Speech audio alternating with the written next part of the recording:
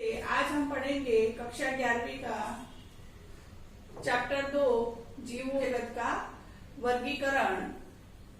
जीव जगत के वर्गीकरण में जो जीवों का वर्गीकरण है उसमें जो वैज्ञानिक मापदंड का उपयोग अरस्तु ने किया था, उन्होंने पादपों को आकारी लक्षणों के आधार पर शाख, जाड़ी और पेड़ में बांटा गया था और प्राणियों को लाल रक्त सेल पाई जाती है या नहीं पाई जाती उसके आधार पर बांटा गया था। इसके बाद लिनियस काल में द्वि जगत पद्धति आई, उसमें उन्होंने पादप को तो प्लांटी में रखा गया और प्राणियों को एनीमेलिया में रखा गया। अब आगे वैज्ञानिक सन 1969 में R.H. विएक्टर ने पंच जगत या 5 जगत वर्गीकरण पद्धति की प्रस्तावना की गई थी। उन्होंने मोनेरा, प्रोस्टिटा, फंजाई, प्लांटी और एनीमेलिया में बांटा। उन्होंने कोशिका संरचना, शारीरिक संरचना, पोषण की प्रक्रिया, प्रजनन, जाति प्रत्यय संबंध वर्गीकरण पद्धति में प्रमुख मापदंड रखे गए थे। सबसे पहला हम अध्ययन करेंगे मोनेरा जगत का। मोनेरा जगत में यह प्रोकैरियोटिक होते हैं, इसमें सभी बैक्टीरिया आ जाते हैं और ये जो बैक्टीरिया होते हैं सभी स्थानों पर पाए जाते हैं। गर्म झरने हैं, बर्फ है, पर्वतीय क्षेत्र है, मरुस्थल है, सभी क्षेत्रों में यह पाए जाते हैं और जहां पर कोई जीव जीवित लंबे समय तक नहीं रहता है वहां पर भी ये पाए जाते हैं। कुछ होते हैं ये जीवों पर या परजीवी के रूप में रहते हैं। आकार के आधार पर इनको 4 समूह में बांटा गया है।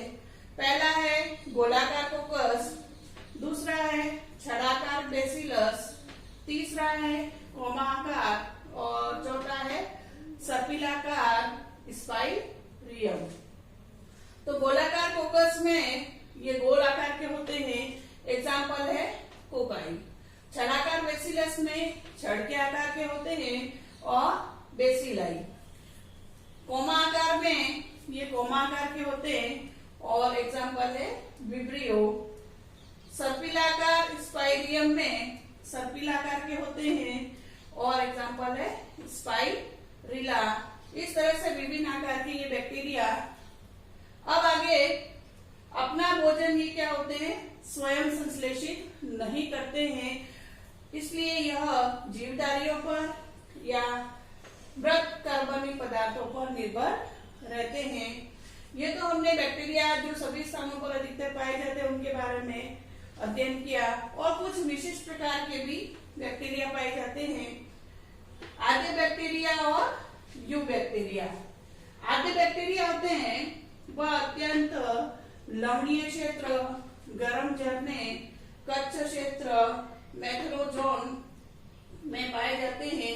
इनकी जो कोशिका भित्ति की संरचना होती है, इन बैक्टीरिया की कोशिका भित्ति से की संरचना में भिन्नता पाई जाती है। ये जो कच्छ क्षेत्र वाले मैक्रोजोन वाले आधे बैक्टीरिया होते हैं वह रूमेंट पशुओं के आंत्र में पाए जाते हैं और ये वहां रहकर गोबर से जो मीथेन गैस का उत्पादन करते हैं। जो गोबर में स्मेल आती है और मीथेन के कारण आती है। दूसरा है यू बैक्टीरिया। यू बैक्टीरिया में ये साइनोबैक्टीरिया जिनको नीलहरित शैवाल भी कहते हैं, इनमें क्लोरोफिल पाया जाता है और ये प्रकाश संश्लेषी और स्वकोशी होते हैं।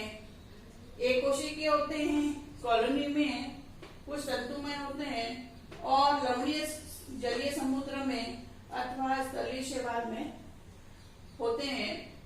कुछ बैक्टीरिया होते हैं जैसे नॉनस्टॉक, मॉस्टॉक और एनाबिना।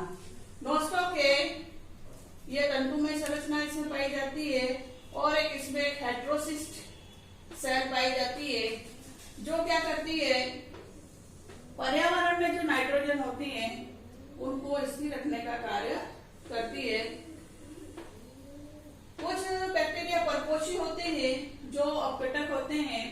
यह दूध से दही बनाने में, लेग्यूम पादपों की जड़ों में प्रतिजैविकों के उत्पादन में सहायक होते हैं। कुछ बैक्टीरिया होते हैं वह रोगजनक होते हैं जो प्राणियों में, फसलों में आदि रोग फैलाते हैं।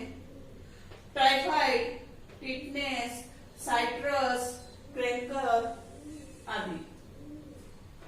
ये क्या करते हैं? कोशिका विभाजन द्वारा प्रजनन करते हैं, परंतु विपरीत परिस्थिति में बीजाणु द्वारा और एक बैक्टीरिया से दूसरे बैक्टीरिया में डीएनए का पुरांतर स्थानांतरण करते हैं। एक और है इसमें माइकोप्लाज्मा। माइकोप्लाज्मा है, यह जीवधारी है, सबसे छोटी जीवित है। ये कोशिका भित्ति इसमें नहीं पाई जाती है। यह ऑक्सीजन के बिना जीवित रहती है। यह रोगजनक है, प्राणियों एवं पादपों के लिए हानिकारक है। दूसरा जगत है प्रोस्टिटा जगत।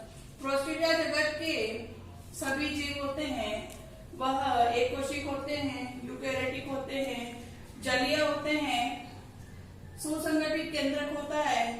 इसमें कोशिकाएं पाए जाते हैं और इसमें कुछ कशाप व पक्षमाप और प्रजनन अलैंगिक एवं लैंगिक के द्वारा होता है।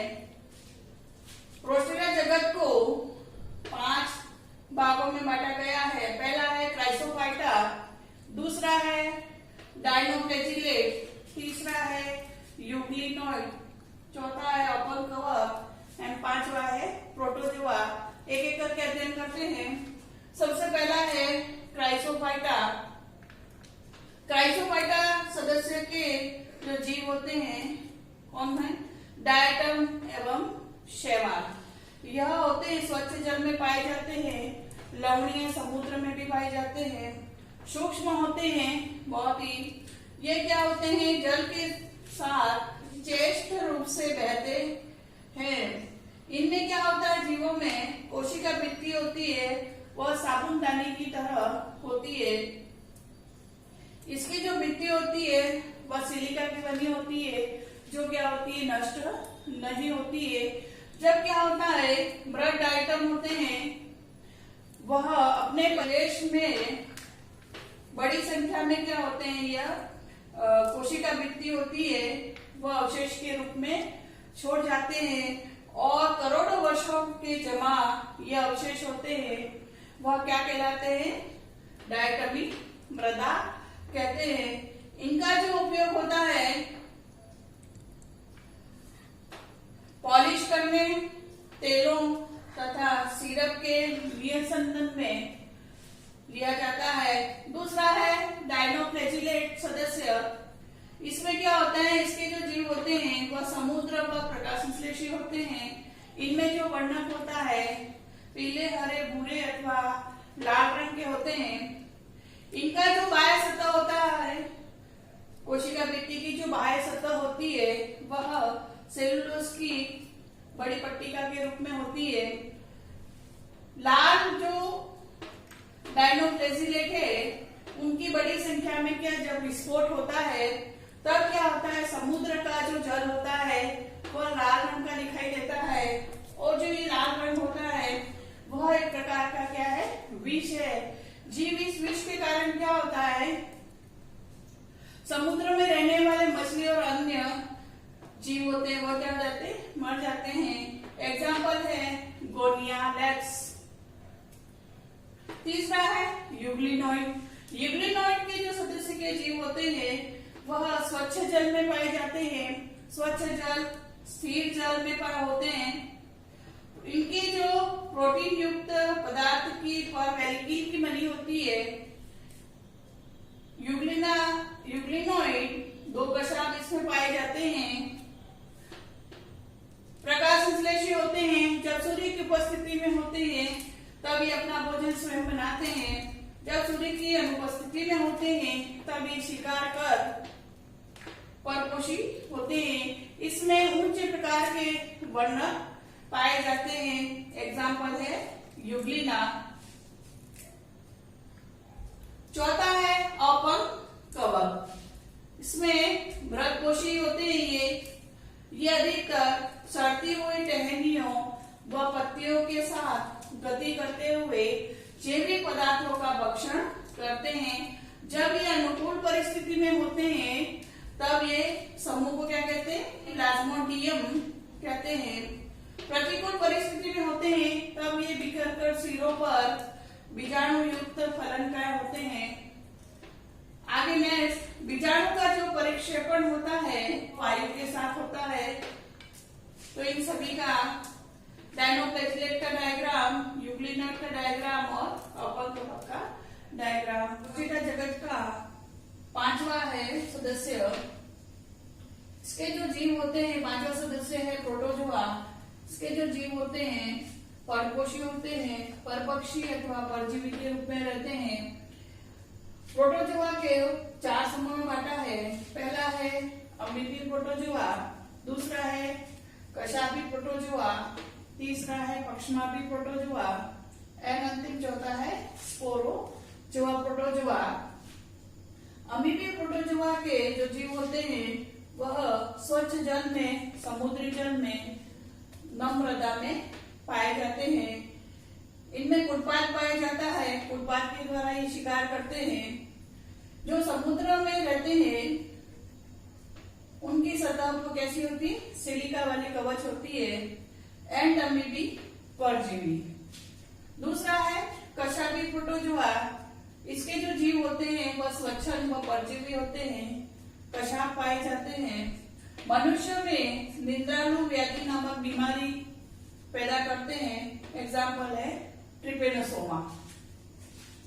तीसरा है पक्षमापी प्रोटोजोआ।